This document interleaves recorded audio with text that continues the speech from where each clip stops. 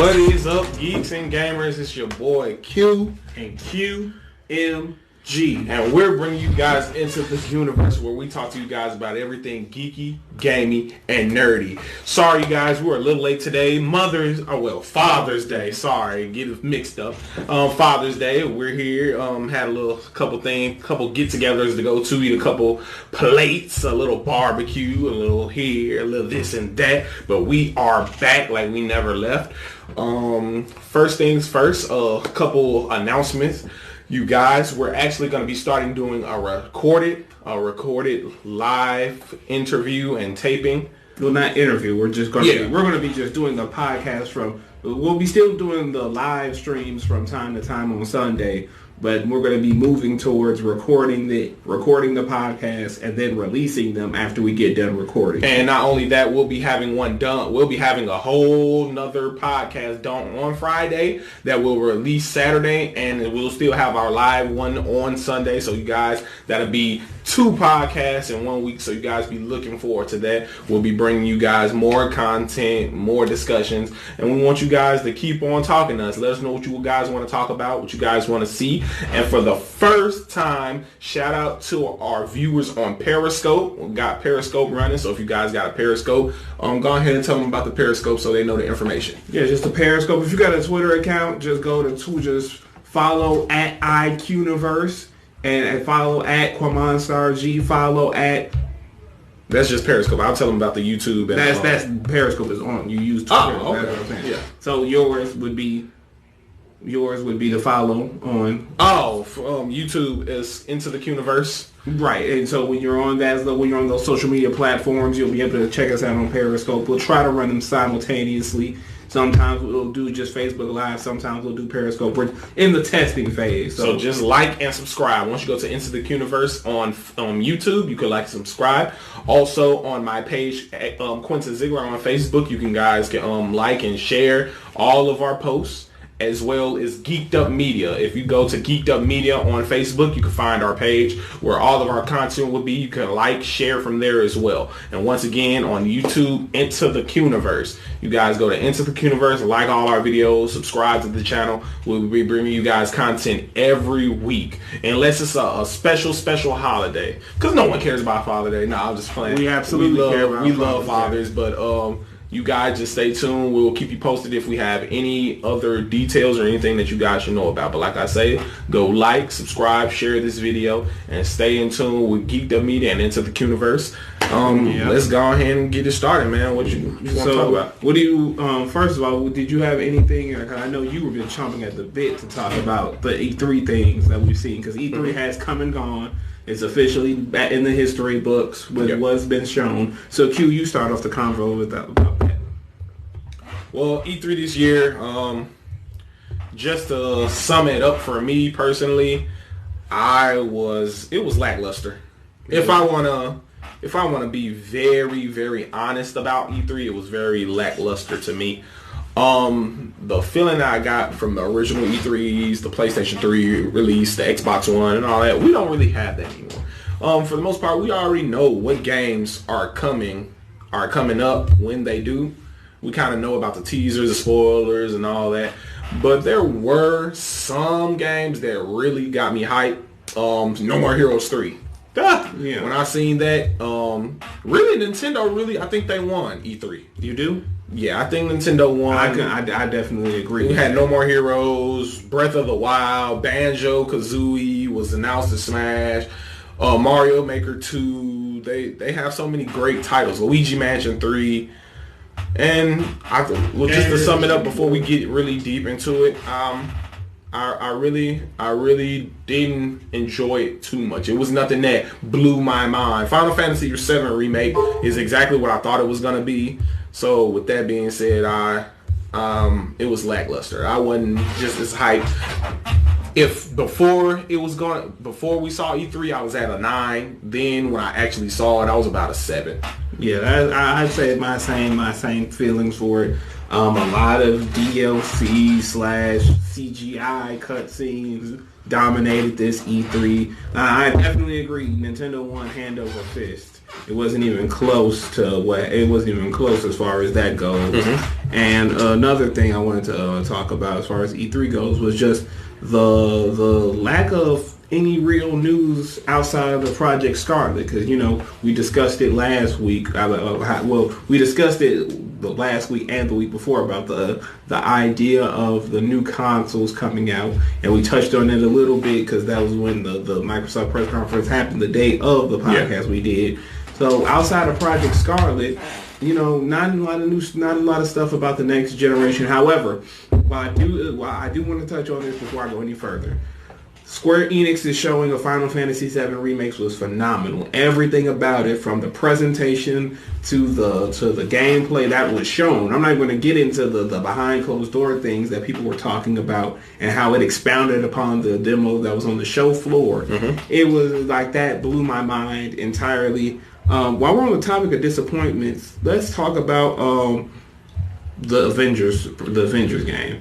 That game did not, in my opinion, live up to the hype at all. It was very, very, very, very disappointing to see. Well, it wasn't the game that I thought it was going to be, but after seeing a little more gameplay of what we seem to think is gameplay and a little research, I think it's going to be a good game. I think I'm going to enjoy it a little more than I thought I did when they revealed it. Because last week, if you would have talked to me last week after we actually saw the reveal, well, a couple days ago, I would have told you I was disappointed. But after actually seeing some synopsis and some slowdowns of the gameplay, it actually looks really promising. I heard a lot of great stuff about the gameplay behind closed doors. For some reason, for the life of me, I can't fathom why it was behind closed doors in the first place. For me, with the game looking the way it did, as far as the wonky cutscenes, and because Twitter roasted those character models online, and the way that you couldn't really tell what was gameplay and what was cutscene in a bad way, not in a good way, where you can, the trade, like it was like, and one of the main content creators on YouTube, he spoke about this. He was like, after seeing the gameplay behind closed doors and then rewatching the trailer, he can't understand why they chose to focus so much on the cutscene aspect and not on the gameplay aspect, because they spoke of it as if it's, going to be one of the high quality action games that came out over the past year and a half between Devil May Cry and the Bayonettas of the world, and yet it didn't come off like that in the trailers. So. That's definitely one of the no-nos of our generation in gaming. We need gameplay. No cut scenes. We don't need any ambiguous cut scenes that make us feel like, oh, this game is going to be great, and it's actually not gameplay. It's actually cutscenes. We don't need that. Yeah, not at all. Not at all. We need we need to know what we're going to be dropping our $60 on, and what they're going to know we're dropping that money on a high quality product. And, we all like Avengers and whatnot, but we need clear cut content that showcases it properly. We need that. We need that to push this game over the edge. We can't just rest on our laurels. We can't just sit there and just go, oh yeah, well, the cutscenes. So I'm guessing, but no, we need to see the gameplay. We need to know what the gameplay looks like when we press a button and imagine it and all of that stuff. Because the cutscene, I compared it to a game called Asura's Wrath. Yeah. And that it wasn't pay to win, but it was cutscene heavy. It was very cutscene heavy, and you did very good. The cutscenes were great, and there was a lot of quick time events. Mm-hmm. But as far as you picking up the controller and doing all the cool stuff yourself, it was very lacking in that department. No quick time event. Well, no, I'm not going to say no quick time events, because some quick time events actually accentuate certain aspects of certain games when it's done in moderation. Like Spider-Man PS4, for example. They had quick time events, but it wasn't oversaturated. It was when the game required you to do that, it let you do that. But so what did you give E3 out of a 10 as far as post E3 as far as pre E3 and post E3? You know what? I'm gonna give it the E3 like similar to yours. I'm gonna give it a 7. I'm not gonna be too hard on this E3 because, like everyone has said, it is a transitional E3. This was the E3 before we see officially the next box, the PS5, whatever Nintendo has cooking up. This is the E3, the calm before the storm. So next year, 2020 E3, that's when we should be expecting the major bombs, the heat, all of that stuff that we've come accustomed to as far as previous years have gone. Because we are at the end of this console generation. After this year, we're gonna have new consoles. We're gonna have new interfaces to work with and all of that. But speaking of which, let's talk about that more in depth. Let's talk about how close we are to next gen. Because a couple of weeks ago, I said immediately that we wouldn't be getting any next gen until late 2021 at the most. And now, what did I say? And now, what did I say? You disagreed. And what year did I say? You said next year, but now we have more concrete evidence that could be more of the case, because outside of the fact that the Project Scarlet has been revealed to come out holiday 2020, which we can assume would be Christmas time, to coincide with Halo Infinite being the launch title for one of the launch titles for that system, we've heard from the head of Square Enix, who's responsible for spearheading Final Fantasy VII Remake, that Final Fantasy VII Remake rather would be playable not only on the PS4 but on the next generation hardware when the game comes out. So let me pause you right there. Like we always do, pausing in brief intermission. Let's give a shout out to some of those good old people watching the stream, my geeks and gamers. Round of applause to you guys. Kimmy, what up, babe? Appreciate you for tuning in. Danita, appreciate you for tuning in. Who we got over there? Who we got? Antoine, what's up? What's up? Appreciate y'all for tuning in, man. Yes, sir. Skeet, I see you, boy. Another round of applause. Thank you for all you guys. Love and appreciate the support. You guys keep tuning in. We keep bringing you guys great content. Hey, we gonna be getting ready. Just a brief intermission of what you were talking about. We're gonna come right back to it. But if y'all don't know, My Hero Academia got slated for an October release this year. I saw that. So you guys get ready. Season 4. I saw that. Season 4. Y'all get ready for that. But back to the console talks.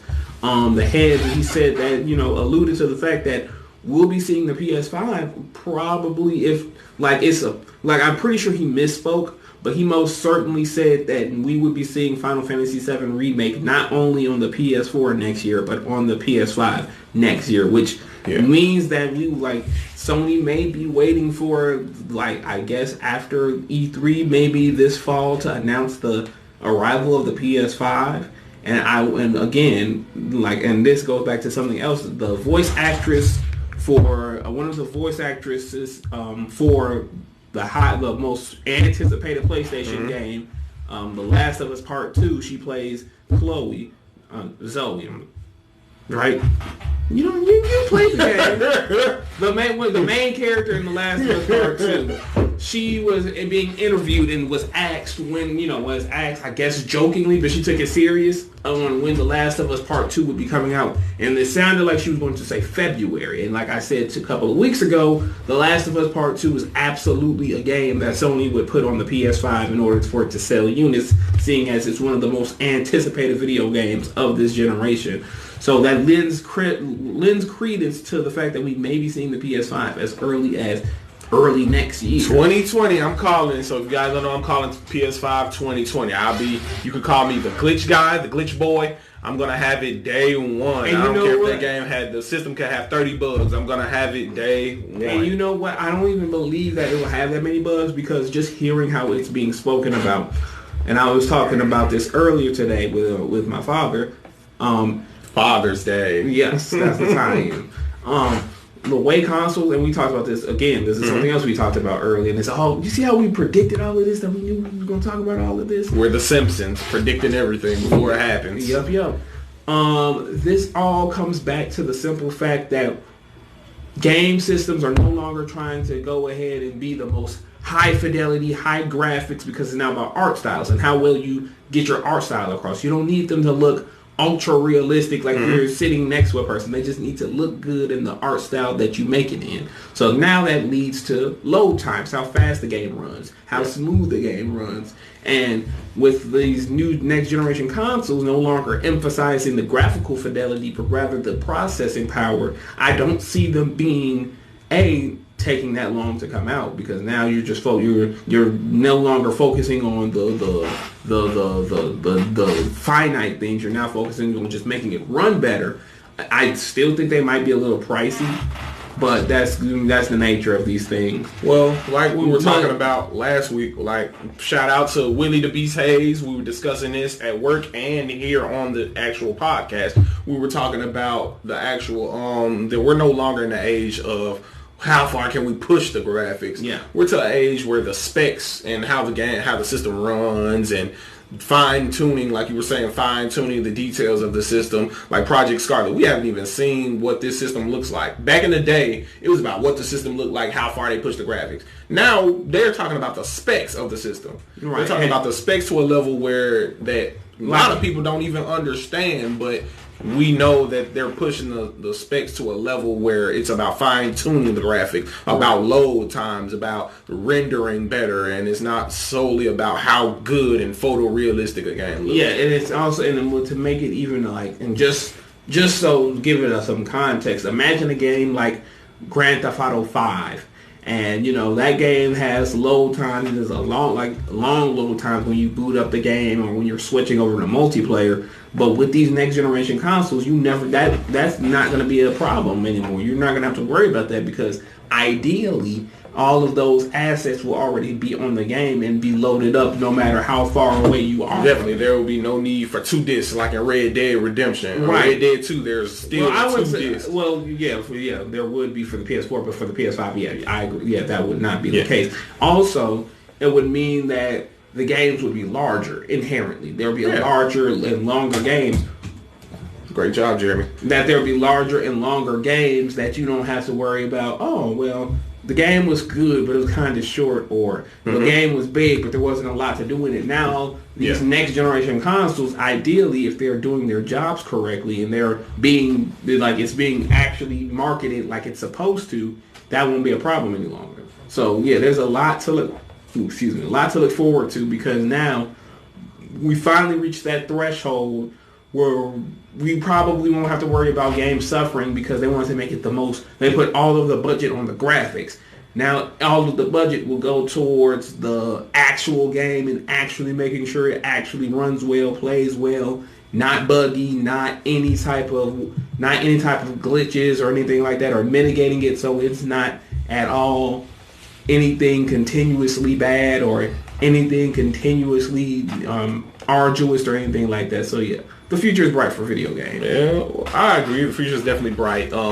Like I constantly keep reiterating, we're past the age of where the graphics and the system is the main focus. The main focus now is pushing the hardware to the best of its abilities, where we don't have glitches and bugs and issues that hinder a gamer's experience. We're really pushing for the most seamless integration between technology and the play, with the most immersive style of game. Like, absolutely. We don't have to sit here and wait for load times. We don't have to sit here and have to wait for loads between transitions. They're trying to make systems that instantaneously go from game to play to the store to the YouTube app to Netflix in a simultaneous motion, where you're almost instantaneously transferring to different aspects where you don't have to wait. They're trying to mitigate the most of that, and it's seeming like they want to make us conditioned to not having to wait in any type of gaming experience. Yeah. So I'm definitely hyped for it. To go back to Project Scarlet, because that's the only new next gen system that we really know about. The specs on, I don't want to get too deep into the specs of it, but the specs were really high. Like, this console is going to be a beast. It's going to be ridiculous in storage, ridiculous in rendering times. Like, imagine the whole Grand Theft Auto world just here the whole time. I learned something funny about the game Horizon Zero Dawn. If you guys haven't played it on the PS4, one of the best games for the PlayStation 4. The game, if you know anything about rendering, the game is only rendered on what the camera sees. So like whatever's behind the character is not even there until they turn around. But with the new systems, they're starting. The whole world is still made, even when your back is turned to it. It's all there the whole time. So that's really good. That shows how serious they are about bringing games to another level and immersing you even more. But you have any other topics? Because really, with Father's Day, we've been really kind of rushing it today. But we're not rushing the podcast. We're just gonna have really, E3. There's nothing. Really. E3. So E3 is the only real thing that's happened. Quick fire. Let's get ready to rumble. Time for some quick fire. Time for some action. Time for some quick fires. Quick fire, man. Alrighty. So let's see. There has been discussions as of late. Robert Downey Jr. was just asked who would he like to see take up the mantle in the MCU. Yeah. And after him, and he once again vehemently said that he would like to see Ironheart, who, for those who don't know, that's the newest Iron character. Of course, Riri. She's Riri Williams, a young black teenager from Chicago, who's the newest Iron character. And he said he would like to see her, not his daughter or Spider-Man or any other character that he's interacted with. He would love to see her become the new face of the Iron franchise. Definitely. What are your thoughts on that? I will answer it, and then I have a part of that to ask you. That's who I want to see become. I want to see become the next mantle of Iron Man. Now, in a perfect world, that would be Tom Holland's love interest. But as we have Zendaya as MJ being a love interest, I can see how that will work. But I definitely would love to see Ironheart, even though they're trying to push Tom Holland's Spider-Man to be more of that Iron Man role, to take up that mantle of that. Which I personally like. As so long as Sony lets Marvel decide to do that. So definitely. For those, once again, to reiterate, Sony can yank the rug out from under Marvel at any point, which they're not gonna do. But Riri definitely will be a very awesome character if they do her justice. If they make her cool and do her right and make her presence of what they did Robert Downey Jr. Okay, and you said you had a question for him? Yes, and do you feel like them putting Riri in that role, are there any ramifications Marvel would, or backlash you think Marvel would have making Riri into the new Iron Man? Yes, but who cares? Ironheart. Yes, but who cares?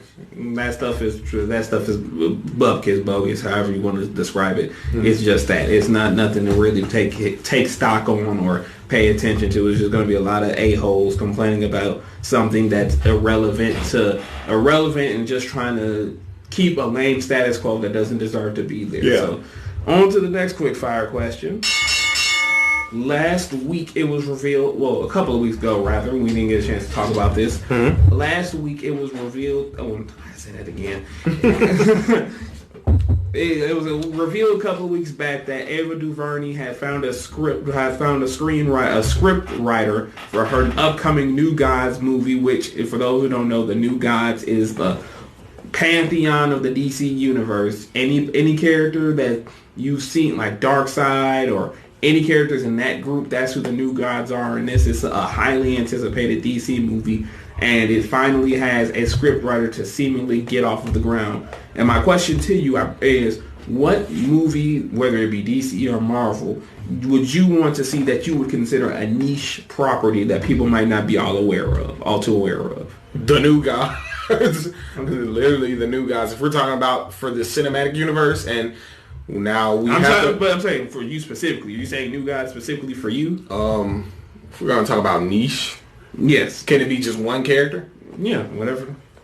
Well, that's gonna end up having a prominent role in the movie universe, or just in general as far as the comics. Let's just keep it as a broad. It's just a movie. They're doing a movie about this character that you don't think people know. Even about. Marvel or DC. Hey, Marvel or DC, and whether it's in universe or not, they're going to put the rocket on them, and they're going to try Inhumans. On to the next quick fire question. No, we're gonna talk about these Inhumans because they were putting up before the actual merger between the buyout between Fox and Disney. The Inhumans were being pushed as the X-Men of the Marvel universe. Back to the cinematic universe. Okay, so now he decided to turn this quickfire into me breaking it down, Generation X style. No, hold on, wait. Let me go ahead and say my piece. The Inhumans, only people really know are Black Bolt. If we want to be honest about the Inhumans, that's the only person people really know about them. Now, everybody else. Oh, sorry. We got to take a brief intermission to give them shout outs. What up, Uncle Ellis? Hold on. What up? Appreciate it. We're going to go back through these comments in a minute and see who's watching. Thanks. We're going to keep up the good work. Appreciate and love the support. You guys keep tuning in. But back to these Inhumans. Really, we only know Black Bolt. For everyone who has seen any Inhumans, the comics or the actual, one episode before it got canceled? Just keep talking. One episode before it got canceled, the Inhumans aren't really known. For them to be pushed as a prominent figure or a prominent team in the Marvel Universe, I just don't see it happening. I don't know why they tried to push that when they're not even really popular in the comic book universe. So, with that being said, I'm going to turn it over to this. So you saying that despite all of those things, you want to see them? No. Not at all. So that's why I want to see Shang-Chi. Okay, if that's what you were talking about, I want to see Shang-Chi. Okay, I don't know why you even brought up the because I thought you meant the humans like. I was explicitly saying which character. Black Bolt's cool, pretty cool though. I like. None of them are cool. They're Black all trash. No, he's not. So he can blow up the whole movie just by yelling. That's not turned. That's a power set. That's not nothing. That is turned. No, it's just a power set. Anyway, we gotta agree to disagree. I think Black Bolt's lit. Next quick fire question. The next by the way, he's Hip Hop Team Rocket. If you guys wondering why he's looking like Run DMC, he's Hip Hop Team Rocket. Speaking of Team Rocket and speaking of Pokemon, it was revealed at E3 that they're cutting Pokemon. Let me finish. It's more technical than that. Yeah. It's the fact that because of them wanting to get this game out, because this game has been delayed, they've been trying to get it on the Switch since the inception, but they've been trying to find the perfect blend to get it out there. So they said that, Pokemon, for those who don't know, Pokemon has grown tremendously from the OG 151. And now it's up in the 900s of Pokemon, and that was before this new generation that's coming out. And the series lead said that while you'll be able to transfer Pokemon previously caught in other games, you would not be able to transfer every single Pokemon into this brand new game's Pokemon Sword and Shield. And this has led to a surprising backlash. We want every single one of our Pokemon. So my question to you, Q, is: do you believe this backlash to be warranted, or do you think that this backlash that these people are kind of taking it a wee bit far? First up, shout out Jared. What's up? Appreciate you for tuning in, like you always do, man. Love the support. Keep liking, keep sharing. Ken, what's up with you? Appreciate you. Like, share, love, and support is much appreciated. Thank you guys for tuning in. But darn right we want our Pokemon. We want every single Pokemon. I want my Cubone. I want my Mr. Mime. I want my Machoke. All those guys. And the backlash is 100% warranted because you have the ability to put every single Pokemon in the game. Do they? Yes. If they did, why aren't they doing it? Because they don't want to. Do you know we don't get what we want? Why would they leave money on the table? When has Pokemon ever left money on the table? They literally came out with a movie this year that was designed to get as much money off of the table as they possibly could. So why would they do this with their marquee game? They could put any Pokemon in their game. They could put every Pokemon in their game. They clearly can't, or else they would. Hold on, let's look at what our people's got to say about this. First of all, I don't think Red Balls is going to sponsor us. I don't even like talking to Tyrone. He be getting on my nerves. Then second of all, why can't they get all the Pokemon in the game? Somebody explain to me how we can't get every Pokemon. Technical limitations. It's over 1,000. They have Breath of the Wild running on a Switch. And Breath of the Wild is 90% environment and like 10% actual individual in that game. I think they could get every Pokemon. And it's spread out across a large gap. How many Pokemon could get in Let's Go Pikachu and Let's Go Eevee? The amount of Pokemon is the amount of Pokemon that's been out in Pokemon Go so far, and that only attributes to 2, and there's a certain Alolan Pokemon that's allowed, and that's only because certain Alolan Pokemon have been in Let's Go Pokemon. Well, you asked Pokemon me, Go. so I'm gonna let you know. I agree with the backlash. I feel like every Pokemon should be in that game. And with that being said, go ahead and go to the next one. Well, this last quick fire question is kind of not really a quick, but this is kind of a segue into a broader discussion because of the simple fact that going back to E3, we started with E3, we're gonna end. Oh, hold on, my fault, Ken. I misread. You on my side? Yeah, they ain't putting all the Pokemon in the game. It's only about 400 Pokemon being put in the game. It's 800 Pokemon. 800. So they ain't putting the hunt probably not even the original hunt 151. Besides Pikachu. They absolutely will put the. So who not the 7th gen or something like that? It's been probably so. There'll probably be a lot of Pokemon people's favorites that'll be left out. But let me be honest. Out of 800 Pokemon, I'm pretty sure I can find a team that I would like. Even though I still feel like they should put all the Pokemon in there. I don't know how. If you just told me 800 Pokemon are getting in there, how could they not put 100 something up? Because 800. Probably break the game.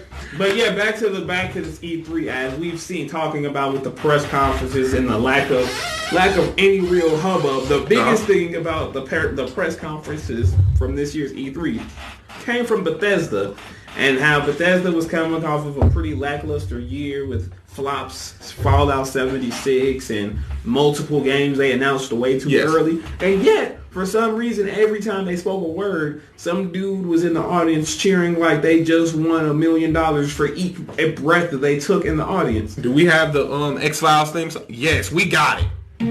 So my question is, my quick fire question to you before we segue into the main thought is, for one, why do you think he was so enthusiastic? You just heard what I played. We got the X-Files theme song because we got the conspiracy theorist over here. He honestly believes, well, I don't know, because Bethesda did suck, that they might have paid their crowd to get a little too hype for some of the stuff that these guys were promoting and saying. So it could very well have been certain individuals mic'd up being paid to cheer like they were getting their family saved from a fire, and they were getting $1 million for surviving that rescue. So, but to my major point, it goes to this. Nowadays, it's hard to gauge people's genuine excitement versus, feigning it just to get a reaction. For example, like I just gave with the Bethesda conference, literally, if you guys were to go on YouTube and type in Bethesda E3 2019, you would probably be immediately taken to a multitude of reaction videos reacting to the people Pavlovian, yeah, woo! We're going to put NPCs in our video game. Woo! This game is cool. Woo! This game is amazing. Woo! Hey, my name is Todd. Woo! I like to tie my shoes. Woo! That's how it was. So, but then to juxtapose that to when you were going back to Nintendo, when they had they call it their Nintendo Direct. They don't do a traditional press conference. They do a video that showcases all of the games that are at E3 that people can play. And if you're not at E3, you can see the games that they're going to be showcasing. And when people react to that, it's genuine excitement, genuine happiness. Like when the Smash Brothers trailer were shown, or for more specifically, when the Banjo-Kazooie trailer was shown for Smash Brothers, showcasing a character that... One of the best trailers for Smash I've seen. Well, showcasing a character that for decades now, people have wanted this character to be in Smash Brothers, but due to certain legalities and people being in charge, it seemed like a pipe dream. But now it's a reality, and people were losing their mind at this. And what I wanted to discuss is how do you discern genuine excitement from fugazi excitement? Well, for one, you can't take E3's template for 100% value, because at the end of the day, if I was at E3, I would be cheering too, because I've never been there before. We don't know how many people have. So if you just so happen to go to just a second tier developer that you like, and they just walked on stage and said just basic stuff. Now, if it was a guy that I knew, like when the main guy from Bethesda walked up. Yeah, I'm gonna clap. But I'm saying after every sentence, would you be like, woo? Whoa. That's how they work. They're like, Heard woo. They're like, he was like, yeah, my name is Todd. Woo! I wouldn't have been. And I'm gonna give you every one of you in the audience a cup of water. Woo! I wouldn't have been cheering, but I can understand the excitement people will have being there for the first time. But do you question the validity to that? Would you? Yeah, definitely. I question it probably just as much as you do. I feel like it's still a little bit of, we don't want to be those guys who make their conference look garbage. You know? And on top of that, as well as I feel like maybe it was a couple of spotters in the crowd, playing it in there to go and get a little extra enthusiasm. But you say that, but Bethesda's, a lot of people say Bethesda had the worst conference because of those cheering. Bethesda was Cyberpunk 2077, right? Microsoft. Yeah, that was Microsoft. Yeah. They said that Bethesda didn't have anything. Right, and that's kind of why I'm asking this question, because for a company that had little to nothing, you had these grandiose responses, and then you have something like Nintendo who have those same grandiose responses, but most people would say, well, this one, Nintendo's was more warranted than Bethesda. But and while I personally feel like, the Bethesdas were in either plants or people just taking the piss and just cheering to cheer at that point, because the guy was really legitimate enthused, and then he kind of stopped cheering, but then somebody else took up the torch just to joke about it. I'm like, well, how do we really properly gauge what is sincere and what isn't sincere? And more importantly than that, as Booker T would say, how do we go about, should we just be on the lookout for it? Should we just let these guys be? If he really was that enthused, should we just? Well, that goes into what I was watching. Shout out to Vsauce. Shout out to Mind Blown Vsauce. I was watching them on YouTube. Shout out to you guys. They had a segment where they do experiments, some ethical experiments, and then they had the one of fitting in. They had about 5 people, and they had a diagram of something, and they asked them which one is different. And as they went down, they paid 5 people, and the 6th person was a regular person. They paid them to all say the same answer. And after a while, that 6th person ended up just going along with what they're saying, knowing it's dead wrong, just to fit in. So that's also has something to do with it, just fitting in. Oh, I'm the only person not cheering. Yeah. And that, folks, was Q's psychological exam / advice / hints / lesson of the day. But yeah, so definitely with that, I feel like it was a culmination of all those things. Oh, shout out to T-Rail. Happy Father's Day, man. I'm gonna hit you up after this, man. Appreciate you for tuning in. And shout outs to Jared saying, go ahead and post it on the work market. Go ahead and post it everywhere. You can post it on the old people's, young people's, short people's, tall people. I'm thinking he's saying that he posted on his Facebook page. That's fine with me. They can see it too. We need all the support. Unless you get fired, in which case we're going to ask that you just stick to your own personal. But like we said, once again, just a brief intermission, guys. You guys, we are on YouTube, Into the QUNIVERSE. You can come and watch all of our content. Yep, I'll meet you up. You can watch all of our content on YouTube, Into the QUNIVERSE. We're gonna upload it every time. We should have last week's podcast uploaded tonight or first thing in the morning. Yes. And as well, we're also on my page at Quentin Ziegler on Facebook. You guys can tune into that. Into the QUNIVERSE on Instagram as well. At iQUniverse on Twitter as well. So you can follow that for updates, as well as the YouTube page, just simply Into the QUNIVERSE. Also, yep, definitely. And the YouTube channel has our pilot episode where we do a review to Detective Pikachu, and our 2 official episodes as well as the 3rd episode. And they also are edited. So what we're talking about, we also have the diagrams, the pictures, the videos of what we're talking about. So you guys go watch those edited videos if you guys want a full synopsis of what we're talking about. Right. But back to that was it. Pretty much it. Our closing arguments, our closing statements, but we gotta hit you guys with the thug life. You know how we get out. Got my boy with the chain on. See, look, he's swagging today. Team Rocket. No, don't do that face though. Not that face. Don't you can stop doing it. Anyway, any closing statements you got? The closing statements I have is it's summertime, and you know what that means. We're gonna go down to the beach and we're gonna do some beachy things. Hold on, I don't know why it's all blurry and stuff. There we go. Oh, it's back. Sorry. It's back. And it's summertime and it feels just right.